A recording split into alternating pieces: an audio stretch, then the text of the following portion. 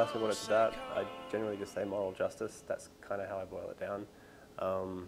I find it really hard to categorize because when you start saying things like teen thriller or high school drama, you can kind of see people shrink away and dry up at the idea of what kind of film that must be. So it's a much bigger, more conceptual kind of fable, in my opinion. I like to think it is anyway. I did a lot of crewing before I started directing, which was kind of my film school in a way. But I've always been a writer. I sort of had a background as a games designer and writing for comic books and stuff like that. So that just sort of progressed into screenwriting. There were other projects that I was working on that were looking to be the first feature, and this was actually kind of a back burner project that I was writing for Aiden and Janelle, kind of as a spare time project, and then suddenly it got up, and then it became the first film. So it's sort of a strange and ungrateful story to be able to say that this film just sort of surprised me, but it did. Well, like Ben said, we had commissioned him to write the script, more as something to give him to do while he was waiting for other films to sort of get up and get support. And we put it into the West Coast Visions Fund at Screen West as I think it was a first draft. It was a very early draft, and that was really good because it gave us a deadline to set a writer, which is, you need. Otherwise you're writing forever and ever. And we put it in, and gratefully we got funded through that fund, and then we spent another year developing the script a little bit more because we knew it needed a little bit more work. I mean, it was the first draft, and it wasn't ready to shoot. When we did it, I had just finished up at drama school just before that, and the only experience I did shot my show reel when I was in third year. That was it. The funny thing about it was, even though it was all of us, including the cinematographer and the production manager, it was our first feature film working. Yeah. It was our first feature film and working together. In some cases, we were still quietly confident because we spent a lot of time planning and put a lot of investment into pre-production, and even before that, rehearsals. So good, we had so many rehearsals. Yeah, we knew on the first shoot day we wanted to be ready, and we didn't have a lot of time to spend on, screw-ups or anything. So we were quite well prepared, even though we were a little bit nervous probably because it was the first film we were making. There was a quiet confidence amongst us that we were well prepared, and Ben had spent a lot of time preparing as well. The whole film, from start to finish, has been a very precise and deliberate exercise, and it hasn't been a lot of compromise in the way we thought we'd put the film together and the kind of film we produced.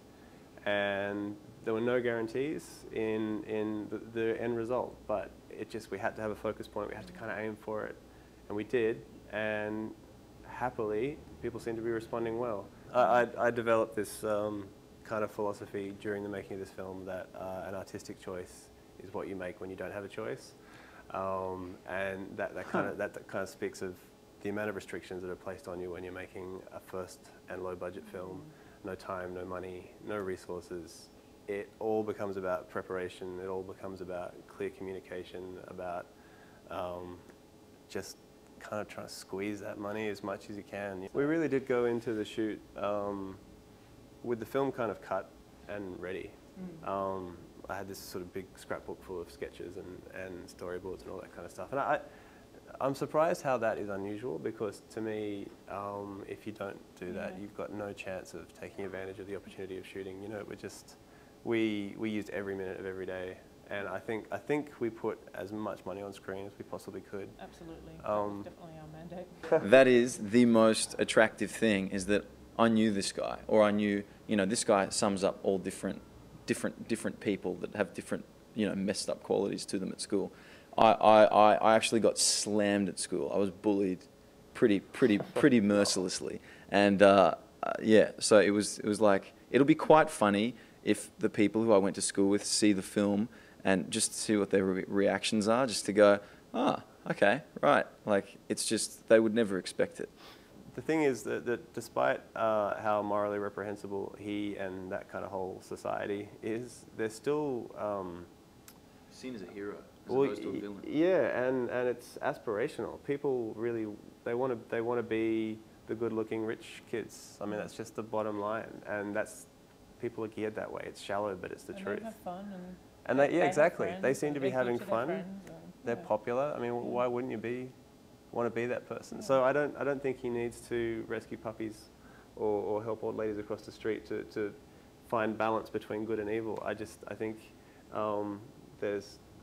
Well, he's got such attractive qualities to him. Like, yeah. he's charming. Zach makes you feel good about yourself until he screws you over. But yeah, we're incredibly honoured when we're invited to be part of the festival, and looking forward to the opportunity for an audience to see the film, because while we love everyone's response to the film so far in the industry and people like Platissimo and things like that, we're not going to know until an audience sees it what they really think, and that's whose sort of opinions we really care about, because we made it for them. So. And a festival like the Sydney Film Festival really seems to have a diverse audience. A lot of festivals are targeted quite specifically on certain niches, and I think this is amongst the more diverse festivals available, which is nice, because then we're going to sneakily find out who likes the film. I've always said that it would be nice to make a film that, as opposed to 100 people wanting to see it, that 10 people need to see it. That's the kind of film that's interesting to me. So if everyone can come and see it and then be divided, great. Because my rule is, if you love it or hate it, you still have a reaction to it. So that's all that matters.